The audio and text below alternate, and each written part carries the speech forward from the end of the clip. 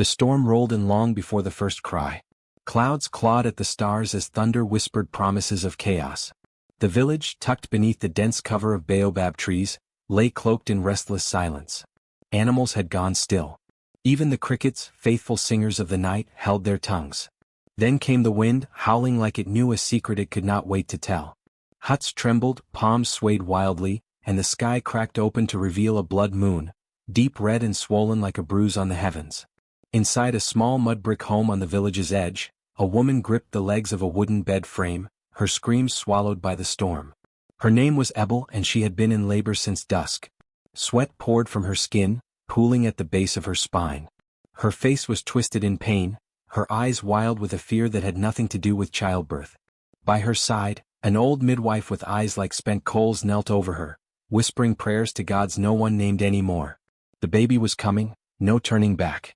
A bolt of lightning lit the room through the slats in the roof, and in that brief flash, the blood moon hovered like a watching spirit. The child entered the world with a cry so fierce the wind seemed to stop and listen. Her voice, raw and sharp, cut through the thunder. But her mother did not smile. Ebel looked at the child not with joy but with dread. Her arms trembled as she received the baby into them.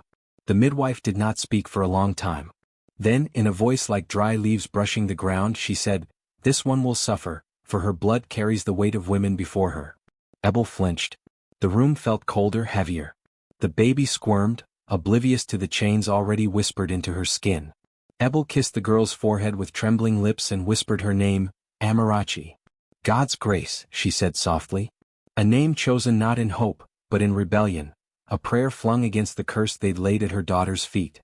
Amarachi whimpered and quieted, her tiny fists clenched. Outside, the blood moon watched without blinking. The years passed like pages in a book no one wanted to read, each one turning with the same dull ache. Amarachi grew into a quiet girl with wide, watchful eyes and questions that clung to her like a second skin.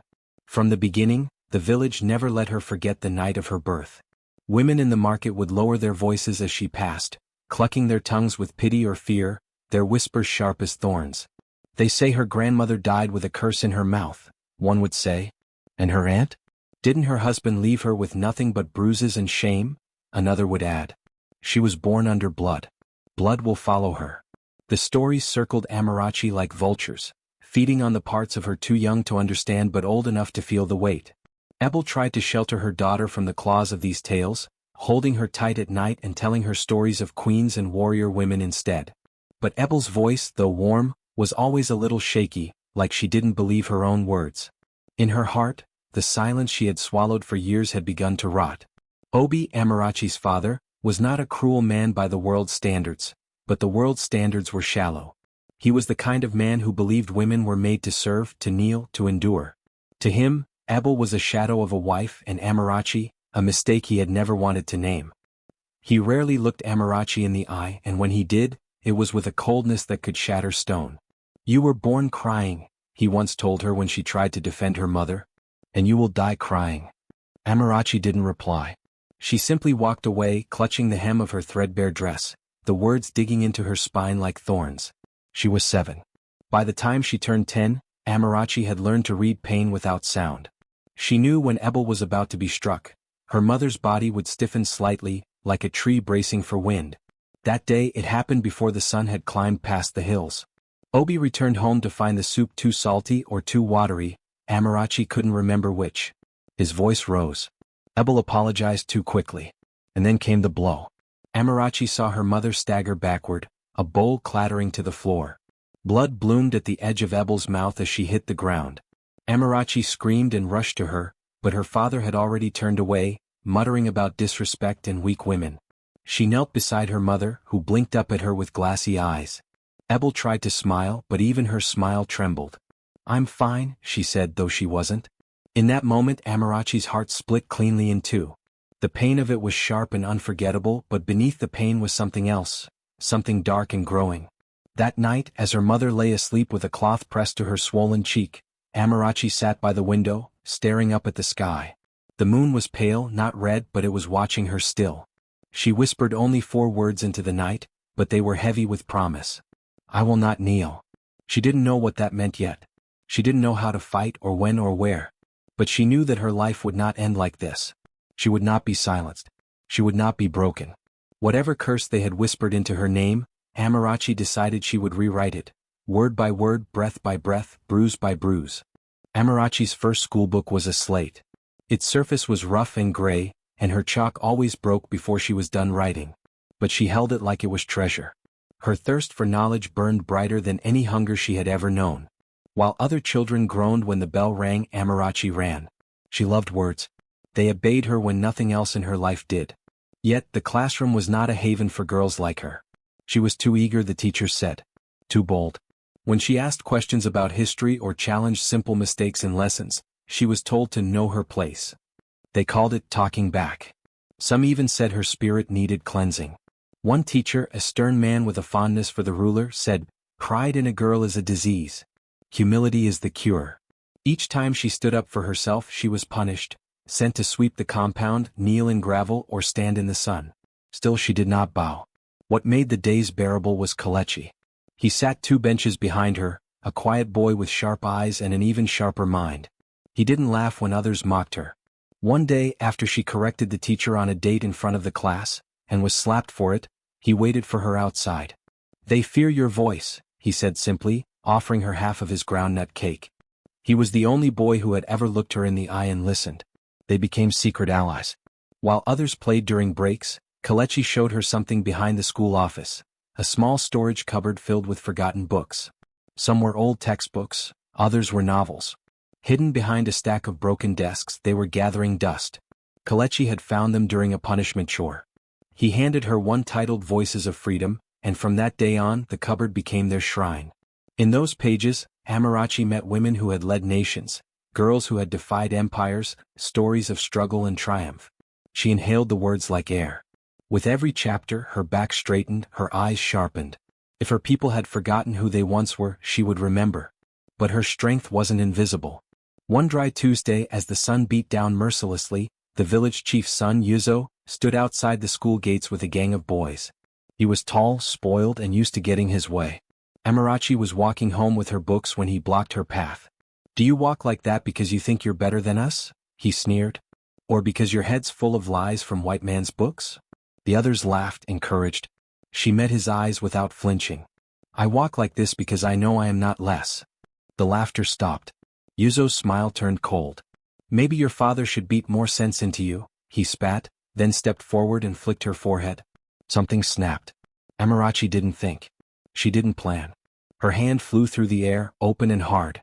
The slap landed across Yuzo's cheek with a sharp crack that echoed against the school walls. The boys gasped. Even the air stilled for a second. He stood frozen. Then rage overtook his face. He reached out, but she had already stepped back. "You will regret that," he growled. By evening, the entire village had heard the tale, exaggerated, twisted, but still true. A girl had slapped the chief's son. The punishment came swiftly. Amarachi was summoned to the school the next morning. The headmaster, red-faced and shaking, expelled her without trial. Uncontrollable, he called her. Disrespectful. A danger to the peace. Worse than the expulsion was the second punishment, a decree from the chief himself. Amarachi was not to leave her compound without permission. Any family found hosting her would be fined. She was now a threat. Ebel begged. She knelt before the school board, before the chief's gate, hands clasped, voice trembling. She offered to withdraw her daughter entirely, to keep her from speaking, to teach her silence. "She's just a child," Ebel pleaded. "She doesn't know what she's doing." But Amarachi, standing beside her mother, had had enough. "She knows," she said, her voice steady.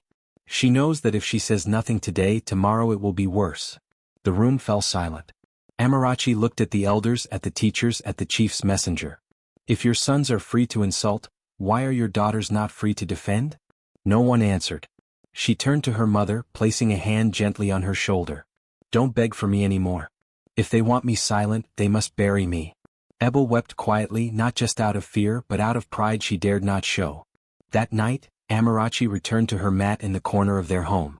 The moon shone through the window, silver and soft. She opened the book Kelechi had slipped into her hand before they were separated. Inside was a note. "They can lock the doors but not your mind. I'll keep the book safe." She smiled and for the first time in days slept peacefully. Her world had grown smaller, but her fire had grown stronger. It began with a shadow beneath a mango tree. Amarachi had been confined for months. Her books hidden, her voice discouraged, her steps watched. But her spirit, restless and alive, found cracks in every wall built around her. Each afternoon, after chores, she sat alone near the outskirts of their compound, sketching words into the sand with a stick. That's when Mama Ngozi found her. The old widow was known by many names: mad woman, witch, childless ghost. She lived in a cracked house behind the market square, where no man dared visit. Children were warned to stay away from her, but Amarachi, curious and unafraid, looked up when the woman's shadow fell over her drawings. "You spell courage with crooked lines," Mama Ngozi said. "But the meaning is straight." Amarachi blinked. "How do you know what I'm writing?" "I've written it myself," the woman said. "Years ago. With my fists. With my feet. With fire." That was the beginning. Each week, under the veil of dusk, Amarachi slipped out and found her way to Mama Ngozi's broken porch. The old woman fed her bitter cola nuts and sharper stories. She spoke of the Dahomey Amazons, fierce West African women who led armies and defended kingdoms. She told of Queen Amina of Zaza, who ruled with steel and wisdom. She spoke of nameless women too, weavers of revolt, mothers of resistance, daughters who became flame. "I was one of them," Mama Ngozi once whispered, voice cracking like old wood. "But I bowed. And I paid the price." Amarachi listened, soaking each word like rain after drought. With Mama Ngozi's guidance, she didn't just read stories, she began to tell them. She took the old cloth scraps the widow gave her and stitched them into shapes: animals, suns, hands raised in defiance. She wove mats with symbols that held secrets, turning art into protest.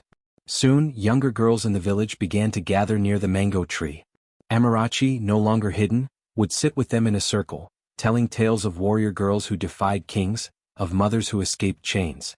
She gave the girls names of strength: Zala, the brave; Ife, the firebringer; Nma, the silent blade. They listened wide-eyed, mouths open, ears hungry. But even as her world widened, Amarachi's heart began to crumble. Ebel was growing thin.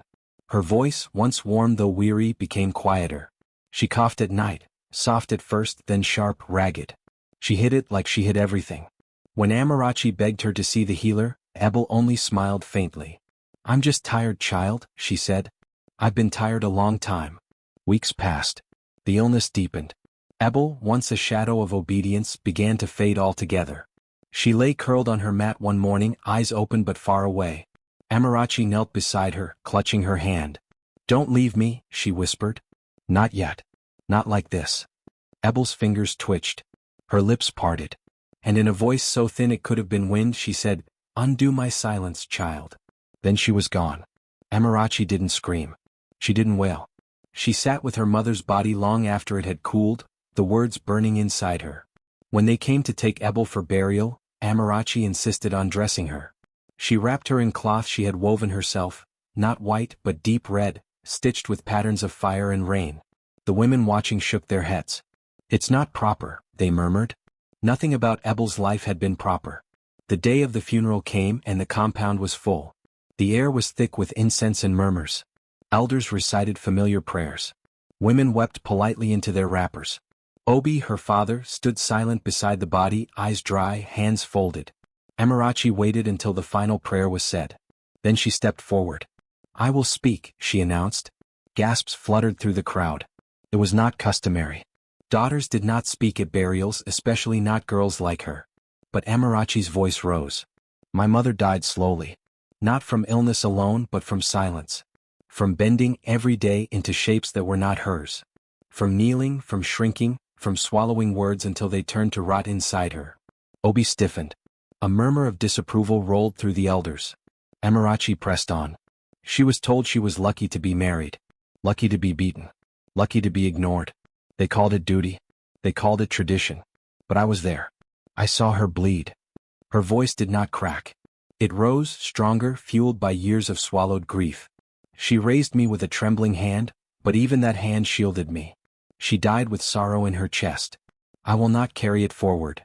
She reached into her wrapper and pulled out a small woven mat, red and black with a single flame stitched in the center. She laid it beside her mother's body. This is not just mourning. It is a promise. The village sat stunned. Not even the chief's guards moved. Obi looked away, his jaw clenched tight. Later, when the crowd dispersed and the grave was covered, a small group of girls remained by Amarachi's side. They said nothing. They just stood near her as if waiting for the next story. Amarachi stood with ash in her hair and fire in her eyes. She had lost her mother but not her purpose. The silence her mother had worn like a second skin had been torn. And she had torn it with words. They called it exile, but to Amarachi, it felt like freedom wrapped in fire. After the funeral, her defiance became a plague. Elders whispered that she had been touched by a spirit, perhaps her grandmother's ghost, perhaps something older. Her refusal to kneel, to weep softly, to stay silent, made her dangerous. Even girls who admired her were warned to stay away. She will bring ruin, some said. She is not one of us, others muttered. Obi, her father, did not defend her. He simply told her one morning without looking up from his food, "Go. You no longer live under this roof." She didn't cry. She packed quietly, a single wrapper, a calabash of roasted groundnuts, and the notebook that held her stories. Mama Ngozi gave her a woven pouch with dried herbs and one final word, "You are fire. Let them fear the burn." Amarachi walked alone beneath a merciless sun, dust clinging to her ankles, blistered feet swollen by midday. Her stomach growled by the hour, but she chewed groundnuts slowly, stretching them like time. The notebook stayed pressed to her chest, tied with twine. Inside were stories, her mother's, Mama Ngozi's, the little girls under the mango tree, even her own. Each one a spark. After 3 days and 2 nights, her legs trembling and her throat raw, she arrived at a small town named Odenike. It was neither large nor rich, but it breathed differently than her village. Women here walked with straighter backs. Men moved aside for elders. There was noise, not gossip but life. It was there, in the market, that she collapsed.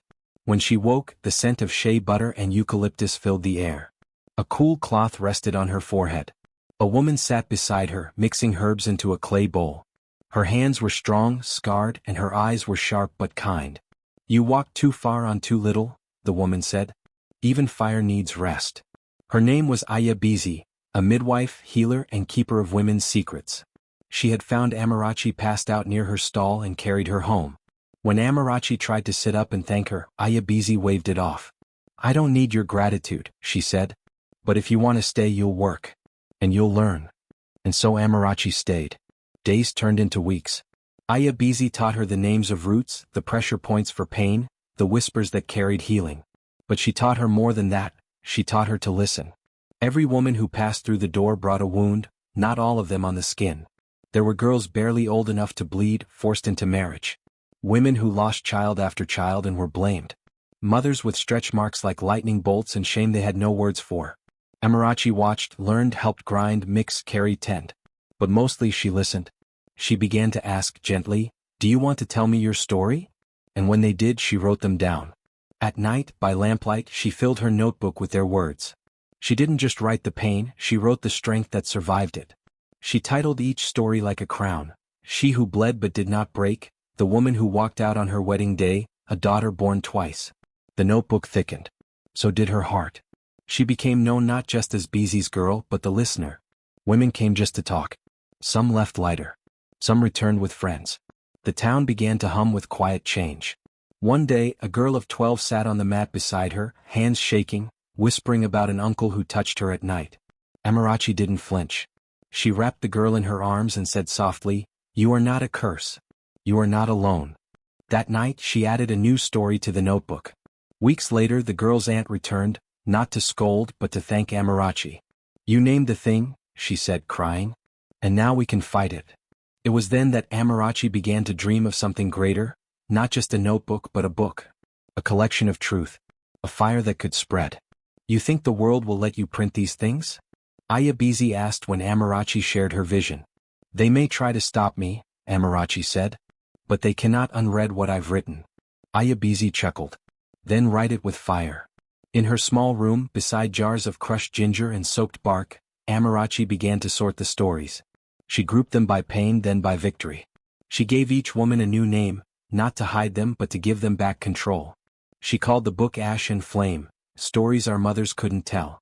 And with each page she was not just healing others, she was healing herself. The girl who had been born under a blood moon, exiled for refusing to kneel, was no longer wandering. She was becoming.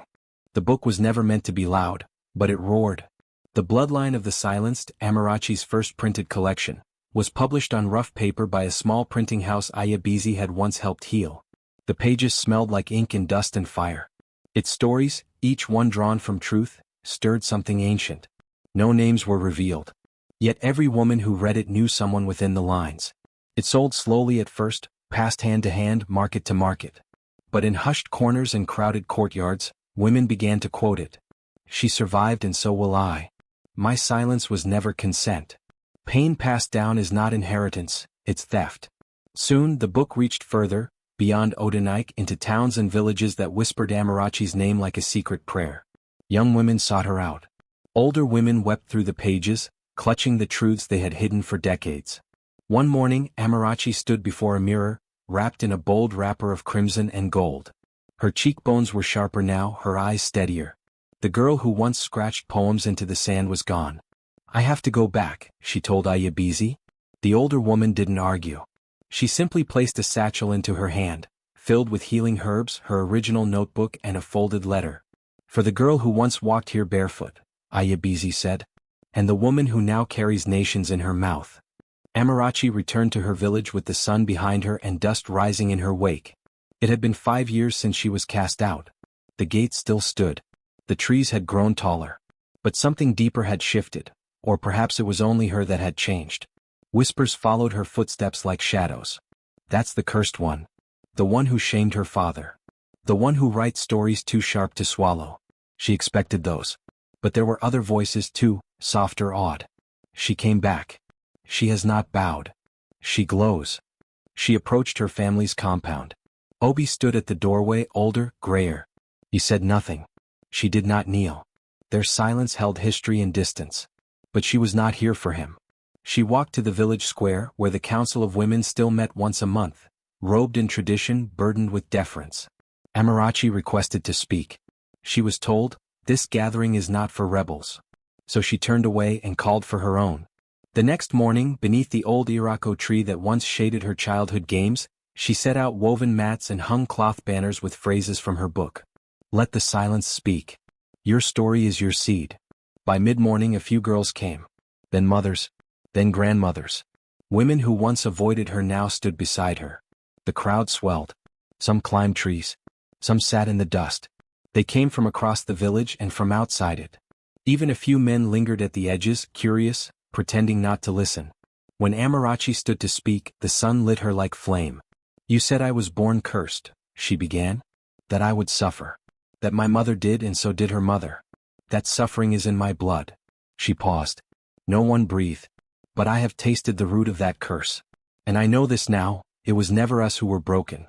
It was the world that taught us to believe we were.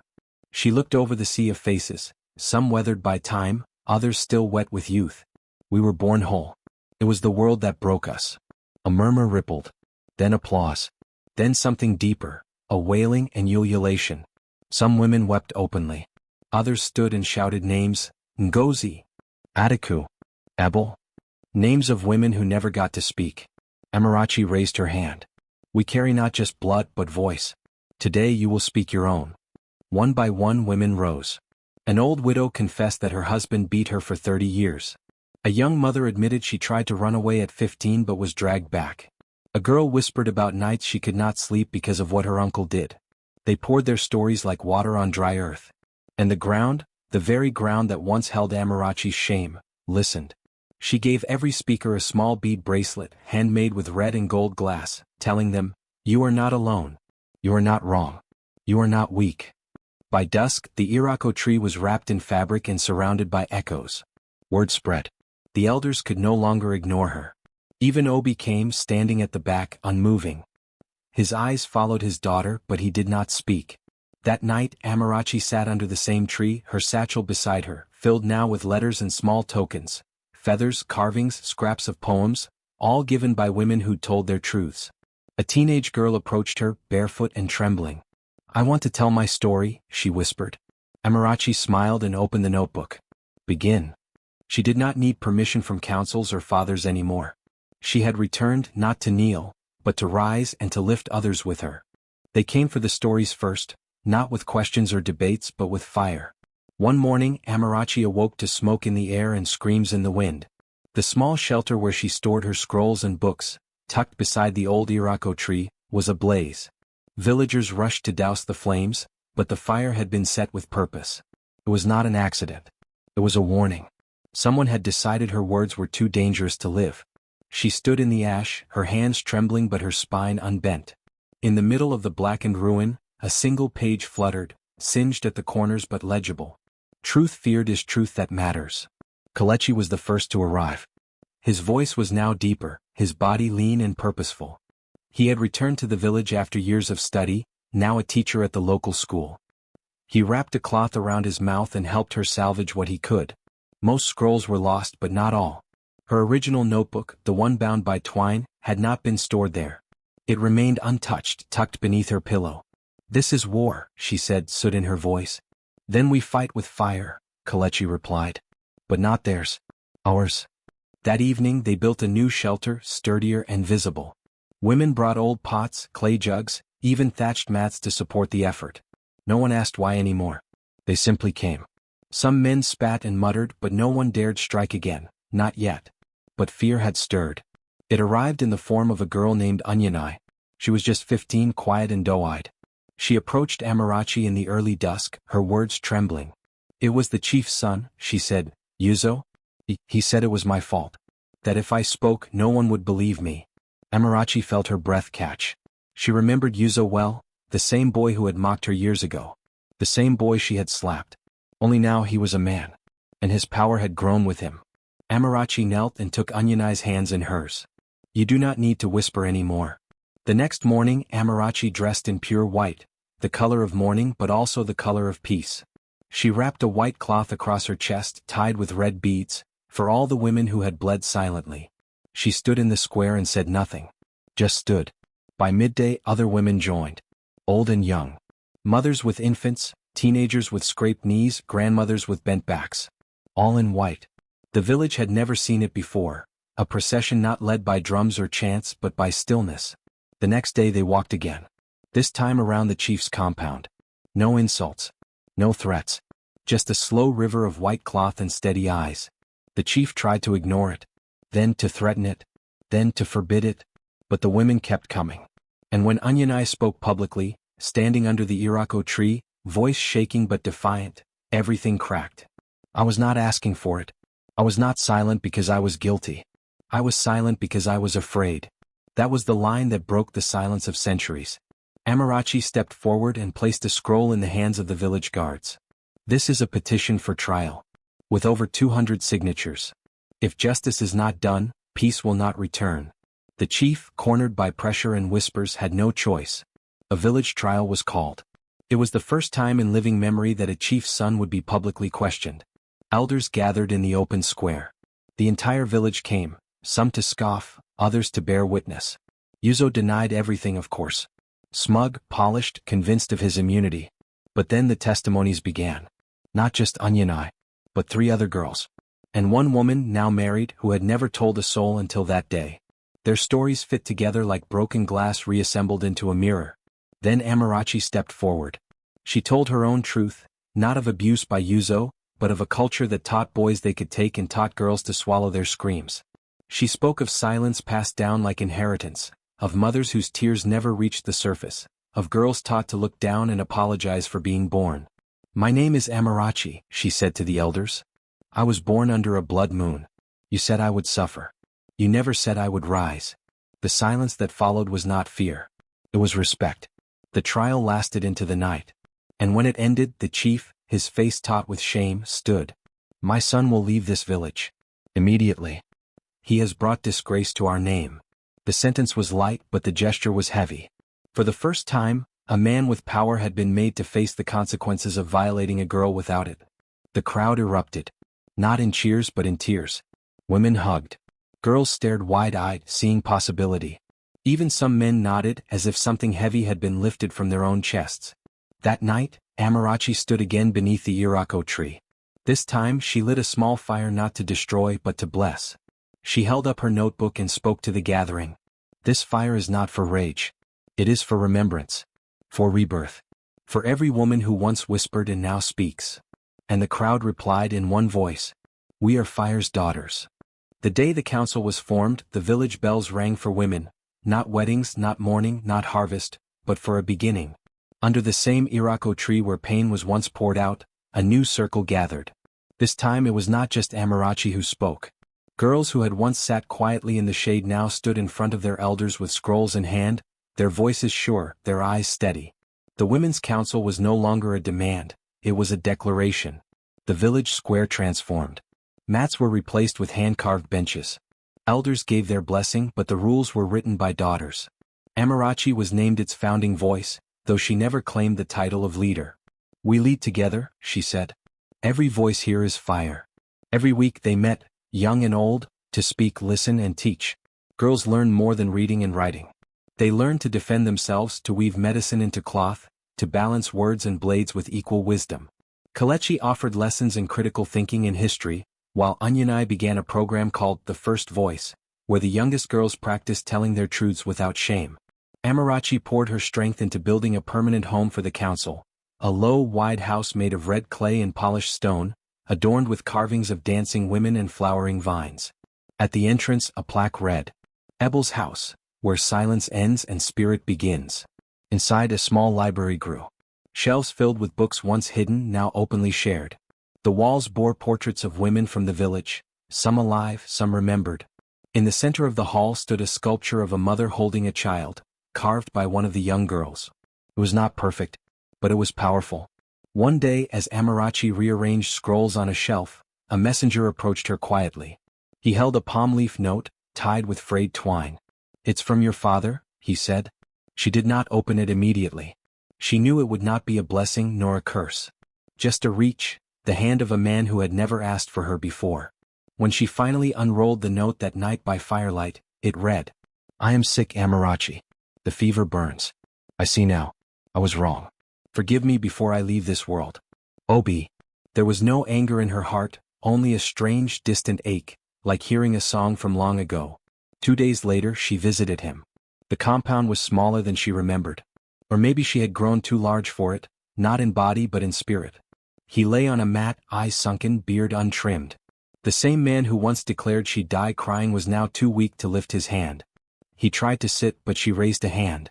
"You do not need to kneel, Baba," she said quietly. "I did that enough for both of us." He looked at her, really looked, and tears welled in his eyes. "I was afraid," he whispered, "of what you were becoming. Of your mother's strength in you." She knelt, not in submission but in command of her own spirit. She placed a small carving beside his pillow, a tiny clay bird. "I didn't come to heal you," she said softly. "Only to tell you I buried your words. All of them. I kept only her love." Obi began to cry. Not loudly but like someone remembering how. She stood, nodded once and left. Outside the air smelled like rain, not a storm but a soft beginning. That evening, as the council gathered beneath lanterns made of dyed gourd shells, Amarachi stood at the center of Ebel's house. "Some roots," she said, "must be cut so the tree can grow." The girls listened. The women nodded. They did not need to ask whose root she meant. They had all known one. That night they danced. Not for victory but for becoming. And Amarachi, wrapped in white and red, moved with them, not as a daughter of suffering, but as a daughter of fire who had taught the flames to sing. The sun hung low over the village square, casting golden light across the new tiles that lined the meeting grounds. Where once there had been cracked earth and forgotten stories, now stood a place of memory and movement, a place that breathed with the pulse of change. At the center of the square stood a statue, tall and gleaming. Bronze, weathered slightly with time but proud, firm and upright. It was a woman, her head raised, her eyes cast forward. One hand clutched a scroll. The other extended outward, palm open, as if inviting the next voice. On the base of the statue, etched in simple lettering, were 5 words. "Amarachi, she spoke us free." The village that had once banished her had, in time, come to revere her. But Amarachi did not return for praise, nor to watch her name etched in metal. Her mission had never been legacy, only liberation. She had passed through the village many times after the council was built. She'd returned as a mentor, a guest speaker, a healer, but never a prisoner of the past. Now, in her later years, she came only to bless the seed she had planted and see how far the branches had stretched. The Council of Daughters had grown into the Daughters' Assembly, spanning nearby towns and regions. Its students had gone beyond what Amarachi had imagined. Anyanai, the girl who once trembled before telling her story, now wore her truth as armor. She stood beside the statue that morning, dressed in a dark green robe that marked her position as a barrister of the national court. She addressed the crowd with a voice both firm and warm. She gave us language when all we had was pain. She taught us to tell the truth, not just to others but to ourselves. There were other faces too. Nena, once a shy girl who never met a stranger's eyes, now trained midwives across 3 regions. Chika, who had grown up angry at the world, now taught conflict resolution to young boys, helping them learn how to cry without shame and listen without fear. Even Kalechi, older now and grayer at the temples, still walked among them, a silent supporter, the brother of fire. Little girls skipped across the square, their laughter ringing like bells. One of them, no more than 7 or 8, paused before the statue. She looked up, squinting. "Why does she look so serious?" the girl asked. "She's not serious," said an older woman nearby, smiling. "She's strong." Another child joined them, pointing to the plaque. "They say she was cursed." "Why?" The question floated in the air like dust in sunlight. An elder, seated nearby, leaned forward. She was thin, wrapped in layers of white cloth, her hands worn but graceful. She had been there the night Amarachi spoke under the tree. She had walked in white, silent and defiant. "Because," she said softly, "they feared what a woman born in truth could do." The girls were quiet for a moment. One traced the edge of the statue's foot with her fingers. "And what did she do?" The elder smiled. "She changed everything." Inside Ebel's house, now a learning center and safe haven for women, Amarachi's first scroll sat behind glass. Not because it was old but because it had started a revolution. The pages were fragile, the ink faded, but the words still burned. "We were not made to bow. We were broken to bend and we are rising back into shape." Amarachi herself no longer lived in the village. She had chosen a quiet home near the hills, where the wind carried the scent of hibiscus and where birds sang louder than gossip. She received letters, so many letters, from girls, women, mothers and strangers who had found themselves in her words. She responded to each one by hand. Her hair had turned silver, but her eyes were sharp. Her steps had slowed, but her spirit had not. Some called her Mama Amarachi. Others simply said, "She who turned curse into chorus." The day after the statue was unveiled, she visited it alone. At dawn, the square was still. The world was quiet. She stood before the bronze woman that looked like her, yet not. It was not a mirror. It was a monument. A memory carved in metal. She whispered, "I never wanted to be worshipped. I just wanted to live." Then she chuckled softly. "And maybe help others live too." She placed a flower at the base, a single white hibiscus, and turned away. Behind her, children began to arrive for classes. The bell for morning sessions rang clear. As Amarachi walked back toward the path leading to the hills, her figure softened in the rising sun. She did not look back. But her voice, her fight, her fire, they remained. And in time, every girl in the village would hear the story. Of a baby born beneath a blood moon. Of a girl named Suffering. Of a woman who made words her weapon and truth her home. They would ask again, why did they fear her? And they would be told again, because she refused to bow. And one day a little girl, learning to read under the carved gaze of Amarachi's statue, would run home and sing the final line of the tale. They named her Suffering, but she chose to become a song.